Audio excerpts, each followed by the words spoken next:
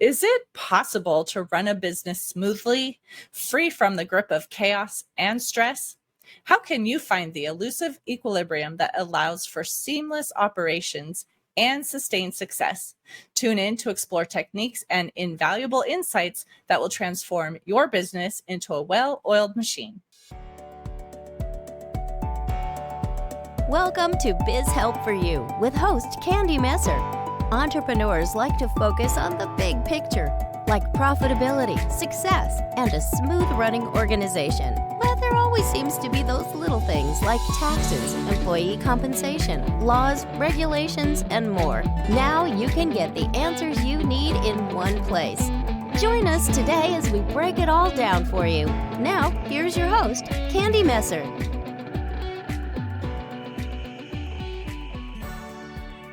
Hello and welcome to Biz Help for You with Candy Messer.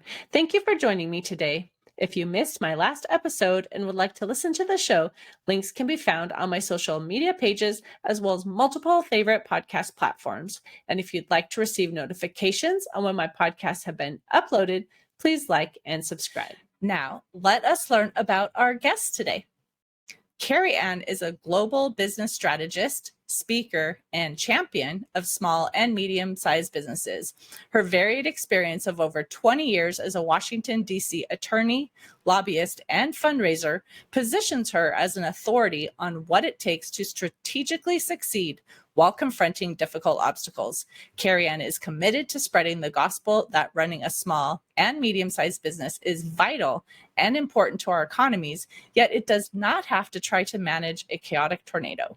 And you can run your businesses smoothly and feel confident that they will thrive. When not speaking, running her business, and working with her clients, Kerry-Ann can be found traveling, practicing her Spanish, and enjoying a delicious meal with good people. So Kerry-Ann, welcome to the show. Candy, I'm so happy to be here. Thanks for having me. Well, I am definitely looking forward to this topic because who wants to work in chaos, right? We want to have smooth running businesses. But before I get into questions about the topic, I'd love for you to share a little bit more about your story and how you began teaching about how to remove chaos.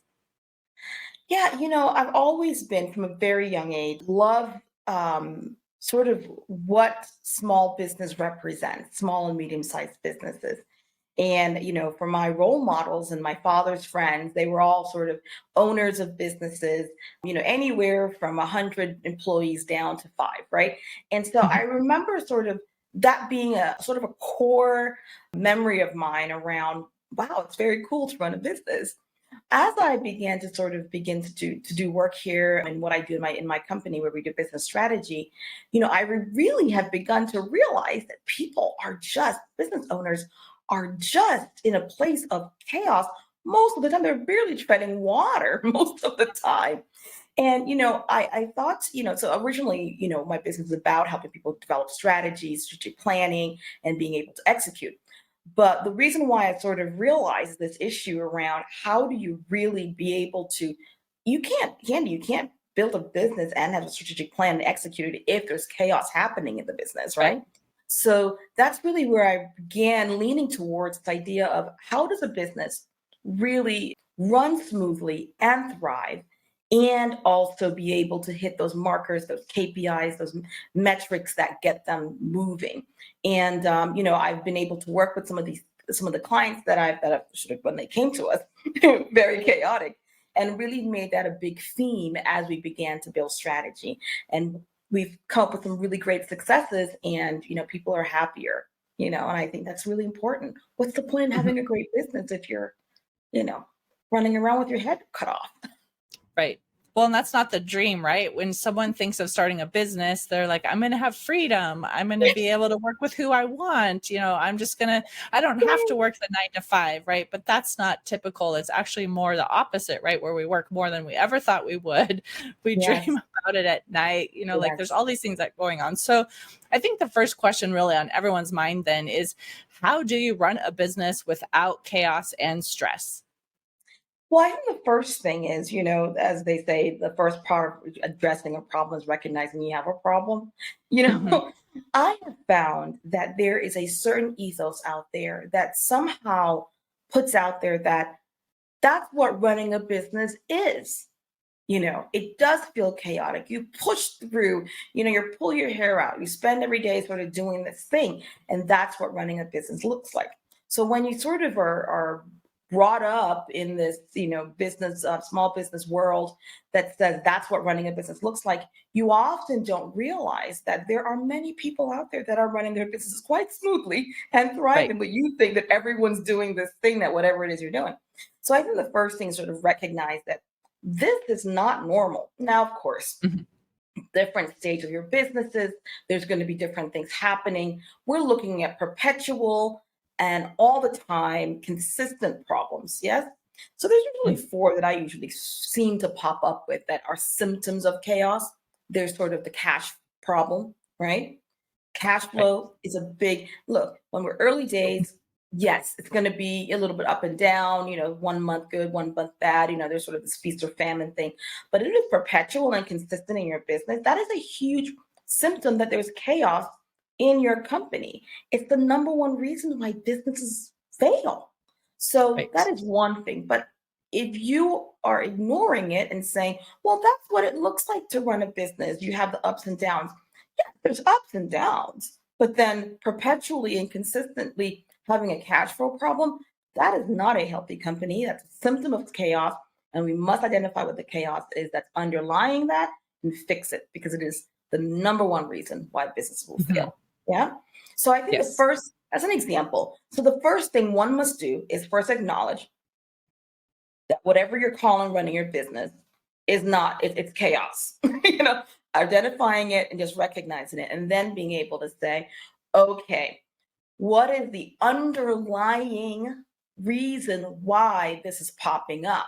So we talked Mhm. about, cash flow ish being an issue. If you can't scale, if you've been in business for a bit and you're not scaling, meaning your profits, your revenues are not growing at the same rate as your expenses, right? Mhm. So in the growth phase of the business, early days, your revenues are going to increase, but so are your expenses. They're going to be at the same rate. At some point, there needs to be an inflection point where your revenues begin to grow at the higher rate than your expenses. That's the scale, right?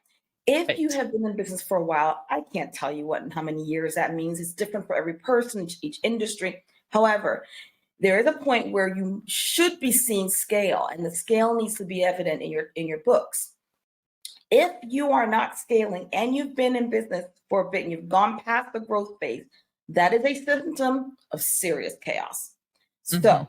you must address that, figuring out what the underlying chaotic reason why that's not happening.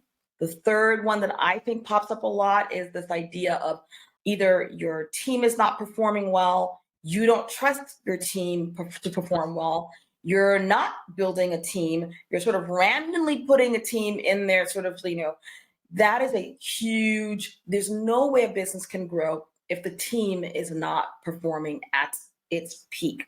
And if it's Right. or at least at some level, maybe not at peak, but definitely at some point. So if you're having a hard time with your team being able to perform above, at the point at the level that you want them to, that is a symptom of chaos one must address. And then the fourth common one that I see is where there's a business owner who is unable to walk away from the business without feeling like it's going to implode. Now, Right. it could just be a feeling. Mhm. You could possibly be able to walk over to the business, but if you still have a feeling that it's going to implode, then there's chaos there. But a lot of times they just won't walk away. They can't walk away. Too many hats. And I will say those four things that I just mentioned happen to be the top four reasons why businesses fail: burnout, Mhm. team performing poorly, cash flow, and inability to scale. So if those four, now there could be many other things, but those are the four big ones. So if you find one of those things is consistent in your business, or all four of them, I'm telling you right now, there's chaos, and one must pause and say, what is the underlying issue? And then be able to then identify what that is. And you might find that there could be a number of different underlying things that are causing those problems. And they all might be red, red, red, you know, Right. pick one, start fixing it. Just pick one. Mhm. and start going with it. So you answer your question. You want to first identify that there is chaos. You want to admit that chaos does exist. It's not okay to sort of live in chaos. That's not running a business. That's just, I don't know what that is. And then identify what is the main symptom of chaos that's showing up in your business, one of the four, or maybe another, and then begin to identify what you think the underlying chaotic problem is. And usually, we've come up with 8. There's usually 8 that we've noticed. And but identifying it and then fixing it. Mm-hmm. And while you were talking, there was so many things that were swirling in my head, and I'm going to ask a few more questions based on that too. But I would love to also pop in here with, I recently did an interview with Mike Michalowicz also on the topic clockwork, and the episode was called How to Design Your Business to Run Itself. And I think that would pair really well with this topic we're having today, because he does talk about a few of these things. And one of the things I was thinking of while you were chatting with me is delegation, right? Like if you are going to scale, you have to delegate. And a lot of times people think, well, no one is going to do it as good as me. Like I'm better at it. No one can do it as, Candy, haven't you heard that a billion times? Right. And not only do we have to get over that thought, right? Because we can train people. It's like, we didn't know how to do things either, and we had to learn so other people can learn. But once you hand it off, also don't make it where they feel they're going to fail because you don't take your hands off of it a little bit and give them the chance to grow. Right. So I'd love for you to share your ideas on that topic as well, because I think that's underlying this whole thing. Yeah, I completely agree, Candy. And I think, I don't know, I was listening to someone the other day and they were sort of talking about that sort of dynamic, and oh gosh, it was such a great, I don't remember exactly what she said, but I remember thinking to myself, it's this idea, if you really believe that to be true, then you must be superwoman or something, right? Like if you think that no one else in the world could do what it is that you're doing, people can train astronauts to become astronauts. I think you can train someone to run something in your business. I think so. Right. But here's the thing: is what that whole dynamic is a number of again, it goes back to the fundamental problems that that shows that particular issue of chaos shows or reveals a number of different various issues. One, you don't have systems in place and processes in place that support your team in order for them to be able to do the thing that you need them to do. And look, you can have processes and systems in place differently, right? Some of my clients, we do a whole process mapping of the majority of their processes in their business, and everyone sort of that's responsible for each one has access to that in their operating system on their computers, and they can go back and look and see, okay, step by step by step. I was actually having a great conversation with someone yesterday who's developing a SaaS product for small and medium-sized companies, for actual steps. So you actually put the process in the system, and if someone is doing the thing, they basically go through each and every task, and they cannot move past that particular step unless they do that step. And I think it's a great way. The point is, there are ways to train people, but if you're not having these procedures and processes and systems in place that allows for people to be able to know what it is that they're supposed to do, and that you are training them well. Training doesn't say, hey, go do this. Training them is you tell, then you show, then you do together, then you have them do alone, and you observe, and then they ask questions, and you give notes, and then that's what learning and training is. You're not just going to say, hey, go do that, whatever. So that's one problem that I identify with that scenario, Candy, that you're talking about. The second thing is whether or not you have selected the type of people that you need in your business that is going to support your long-term vision moving forward. What I have found many times, and again, I don't want anyone to feel any shame. Shame has no place here, but this is just a fact, and it's a human interest. It's a human behavior that is not serving business owners. What I have noticed is that as you begin to build your team, business owners will, oh yeah, cousin Susie knows how to do social media. We're going to bring her aboard to, I need social media. So I'm going to bring her aboard. We've got, I need an accountant, Uncle Sam's best friend is an accountant. So we're just going to hire him. And you kind of do this hodgepodge thing. So if you're hiring, if the way that you are hiring is hodgepodgey, then you're going to get to the point where you don't trust the people with whom you are to delegate, right? So Right. I would recommend when it comes to this, I always sort of talk about, I got this idea from Michael Gerber from the E-Myth, that old school book. Love it. I still reference it. You basically have your company running as is, right? You don't need to blow up the company, okay? You have the company running as is. Then in the times when you are running your business, meaning when you are actually being the CEO of the company and not a practitioner in the company, you sort of have company 2.0. You look at your Mhm. business and say, okay, if I was first now coming to my business, what org chart would I really have created? Okay. And based on those roles in the org chart, what qualifications would I have, required for that particular position? What personality traits would I have required? What, aptitudes, and sort of create that job description, ignoring company 1.0, just like pretend Mhm. your company doesn't exist when you're in this phase. Yes.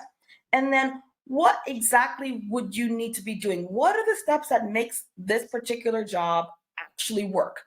And if you Mhm. can create that, that'd be great. Then when you do that whole org chart, you do all of that activity, look back at your company and say, so actually this position right here is working quite well. It's exactly what I would have done had I been able to come into the business and redo this. However, the rest, so and so isn't qualified for that position. The other person is qualified for that position, but her attitude isn't that great, or her way of being. Like, you don't want the salesperson who's shy, that kind of a thing.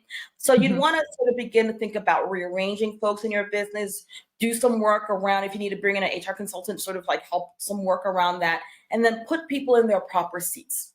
So that's the second thing. So the first thing is that we're looking at is you don't have any systems and processes. The second thing is you hired poorly. You need to fix that problem. And the third thing is you are not leading. You're not Mhm. leading your company. I find there's three sort of important components of leadership.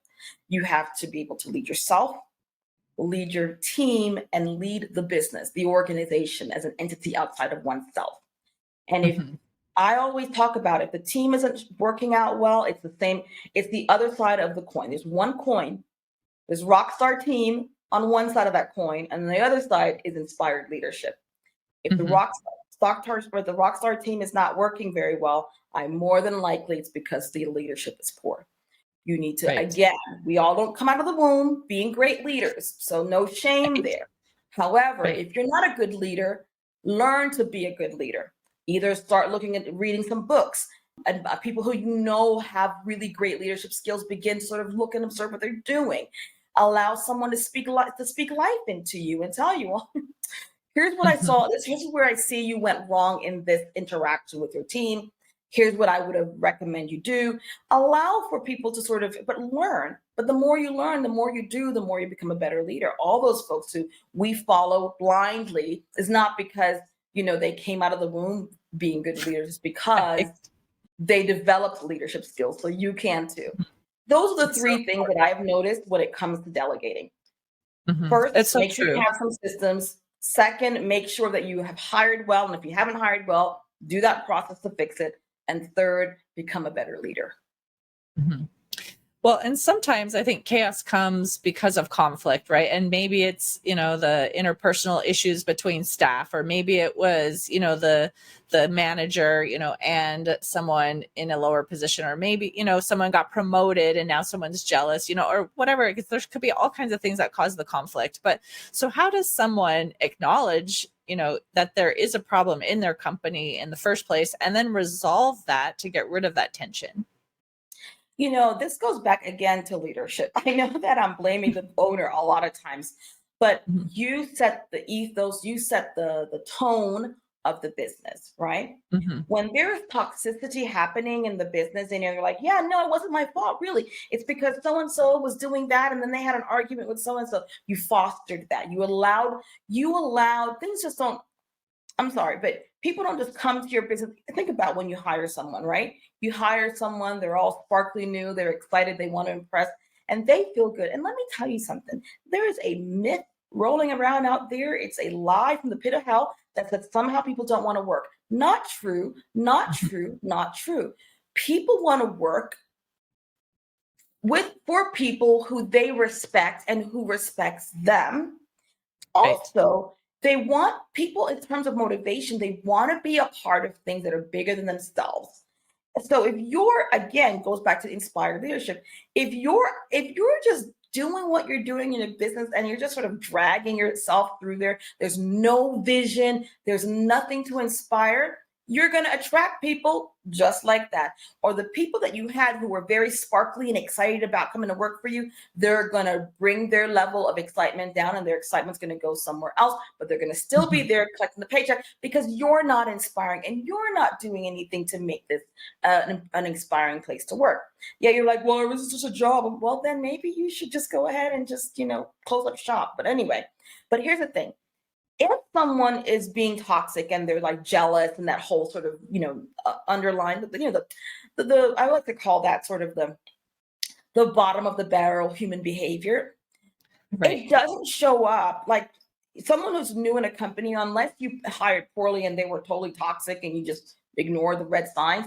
No one's going to be like that. They would have slowly begin to show behaviors that didn't align with your values, with how you operate in the business. And so if you don't have any values, by the way, written down where the whole company knows what the values are, this is how we operate, this is how we do, this is how we are, then they don't really know what your ethos is anyway. So you've got to figure that out. But you're going to see some smaller behaviors that you haven't addressed.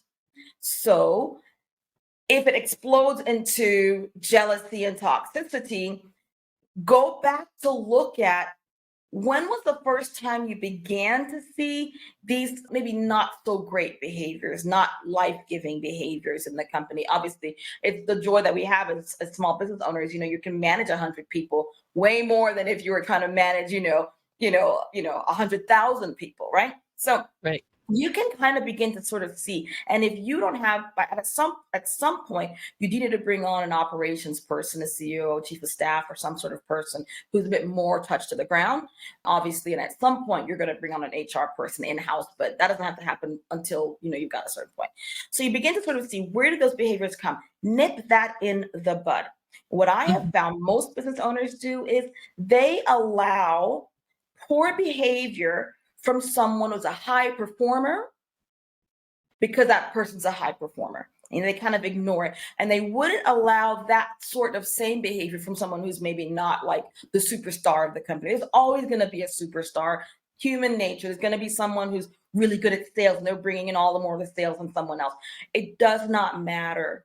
If someone is bringing toxic behaviors that do not align with your values, you nip that in the bud. You have some sort of PIP, personal improvement plan, or some way to be able to address because what's going to happen is, Candy, say you're the employee that is, excited about being there. You're giving your best shot. You're following the values of the company. You're not doing anything, but you see Brad over there being mean to people, yelling at his staff, coming in late, whatever the behavior that's not appropriate.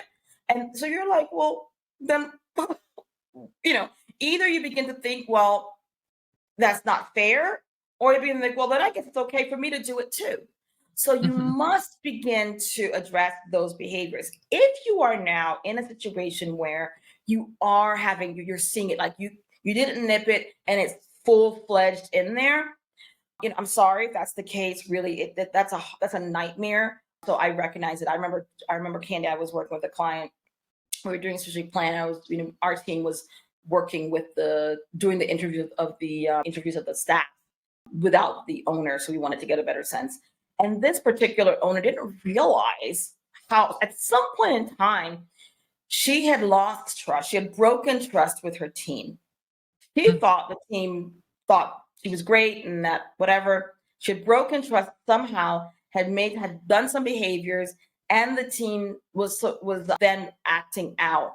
And when I had to report back, I'm like, look, here are the things that's happening. This is a toxic environment. And at some point, she had a team of, I think, 6 or 7. 2 of the 7 were so far along on this journey that there was no recuperating them back, right? That she couldn't, like, I didn't think there was any. I shouldn't have a really good friend who's like who is all she does is help, toxic employee situations turn around, and she's done some magic. I brought her in to subcontract with us, and she's like, yeah, so no, this is not happening. So you're gonna have to let them go. And that's just your reality. You're gonna have to let them go if you want to save some part of the team. So once you kind of identify who's gonna have to be let go because things are bad, then the ones that are left behind, you can do some really great work. And it's going to require some sort of come to Jesus conversations. You yourself are going to have to be humble and recognize that you weren't leading well, but then hold them to standards as well. Okay, address it, and then redo. But then now it's kind of like you're all redoing and revisiting what the values are of the company, and then moving it along in a way that says, okay, look, what happened last year, what's been happening over the past couple of years, it's not going to serve us well. It's not serving the business. It's not how we are. Here's how things will be from now on forward. If you're comfortable with that, then, I'd like some commitments. You can do some other things. I mean, you can do some really great things here after you've let the people go. You cannot bring like this rotten apple situation to into that. So you have to let people go. The ones who are there, who you think you can recuperate, then, do something really big. Like, obviously, I'm not saying break the bank, but whatever you can do based on your budget to bring people along the journey so that you can redo the. I think there's this one guy called he's written this great book called Pursuit of Prime. It's a great book. It's kind of heavy duty, but I think people should really learn this book because he's the one who, Dr. Dees is the one who created that whole bell chart around the maturity scale of businesses. Yes. And he refers to when these things happen, really be like business psychology. You yourselves are being psychologists in your own business. You're healing what happened, because humans are, until the robots come, we still have humans that are running, that are going to be doing your business. And let me tell you something. You're thinking, oh, well, that's just so mushy, Kerry-Ann. It just doesn't feel very strategic. I thought you were a business strategist. Let me tell you, the people that work in your business, they can either make or break your business. So if your business is too much and you're like, well, they need to make a living, this is a job, I'm not paying them. Okay, you go ahead and do that. And then we'll see how much money you make in the long run. Versus if you treat your team well, you invest in making sure you have high standards, but you're always providing all the tools and you're making it a non-toxic but very better place to work.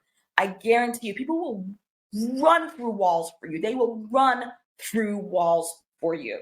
So I think that that's their situation. But if it's already at the toxic place, there are going to be some people that are going to be let go, and you have to be a leader and strong to be able to do that.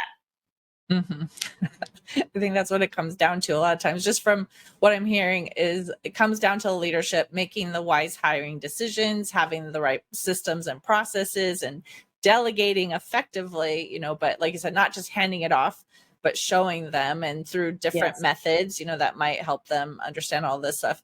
And then you can harness space to allow them to come up with some ideas too, right? And give them a little bit of leeway. Like okay, maybe this might be the one that works well for you. This is how we do it here, and I love all of that. But then maybe they may say, well, I have a young staff, and I particularly hire young people because they're not trained they don't have that sort of corporate mindset where it's like, well, I'm just going to stick in my, They're always like, Kerry-Ann, why don't we do it like this? I'm like, because this, and that. They're like, but have you thought about this? I'm like, well, that's a great idea. Let's try it. I'm always willing to say, let's try it. Right. Well, I tell my staff too, the same thing. If we're doing something and you have an idea of how we might be able to do that even better, like, I'm definitely open to that. And especially if it's something I haven't had to do as much recently and somebody else is doing it, like, I may not remember that there's a better way to do something. So I always tell my staff, like, definitely let me know, or new technology might come out that I'm not aware of, and they might say, hey, I heard about this. Yes, let's look into it and see, right? So things can, and then they feel more empowered even to make those decisions. So instead of afraid to do something, then you're giving them the permission, to find out. And maybe it doesn't work, but you gave them the opportunity, right? And so I think that's really important. Mhm. Exactly, exactly. And you would be surprised just giving them that ability to even explore it. It just, I mean, I like to think of business as sort of a microcosm Mhm. of society as a whole. So if you can kind of create this sort of ecosystem within, your business is an ecosystem of where everyone comes to bring their gifts to offer to the world, right? Mhm. And it's just such a great way if you think about it that way, because then you're like, you're sort of you're sort of a conductor of an orchestra. You've created a place for all these instruments to play. Let them play. Let's hear Mhm. how the trombone's going to sound, and give them that space. And once they kind of expand, the ideas that will come out of your team, and they'll live at a higher standard. They'll respect you. They'll run through walls for you. I've seen it happen. I myself have been in under leadership in that way. So I'm telling you, it can happen. Do not listen to whoever's out there saying that people don't want to work anymore. It's a lie. People do Right. want to work for inspired leaders. Don't Mhm. like raise your standards up how you want to be. People will will rise to your standards. Right. Exactly. Well, this has been a great conversation. I know there's so much more we could discuss, but I know we're running out of time today. But I would love for you to share if you have an offer that you would like to have for our listeners, and then how can they connect with you if they want to learn more? Absolutely. So if you feel like the chaos that Candy and I are talking about, stepping on a bit of your toes, as they would say, we've got a great PDF. It's called The 8 Culprits That Are Causing Chaos in Your Business. I would recommend going and checking it out, downloading. It's just me downloading my thoughts and understandings of what I have seen are the real culprits. There's 8 of them, and it gives you some ideas on how to identify them and then start the process of fixing them. You can find it at nobusinesschaos.com, www.nobusinesschaos.com. It's free for the audience of Candy. And then the other thing is, if you want to find me, I'm a human. I'm on LinkedIn. I'm on Instagram. I primarily hang out on LinkedIn, but I'm also on Instagram. If you guys are out there, send me a message, say, hey, I heard you, blah, blah, blah. And let's connect. Here, I think when leaders connect and be able to sort of pitch and catch and all of the good things, then you have good ideas being exchanged, and it's a great thing. So I'd love to connect with all of you. Perfect. Well, thank you so much, Kerry-Ann, for being a guest on my show and talking about this topic. Like, I really appreciate your expertise that you shared today. You're welcome, Candy. Thank you for having me. I'm a big fan. Thank you, listeners, for tuning in today. I hope you found this topic interesting and enjoyed the informative discussion. Would you please share my show with those you know and leave a review on your favorite podcast platform? I'd really appreciate your support. If you have any additional questions or comments, be sure to reach out to my guest at any of the links that they shared, or you could send me a message at media@abandp.com. I hope you can join me for my next interview. And remember, you can connect with me on Twitter, Facebook, and LinkedIn. And my website is abandp.com. This episode is sponsored by Affordable Bookkeeping and Payroll Services. If you are overwhelmed trying to handle the financial aspects of your business, AB&P is here to help. Contact us today to discuss your needs at 310-534-5577 or contact@abandp.com. My team and I are eager to assist you. Until next time, have a great day. Thank you for listening to Biz Help for You. Please join your host, Candy Messer, again next time. Have a terrific day.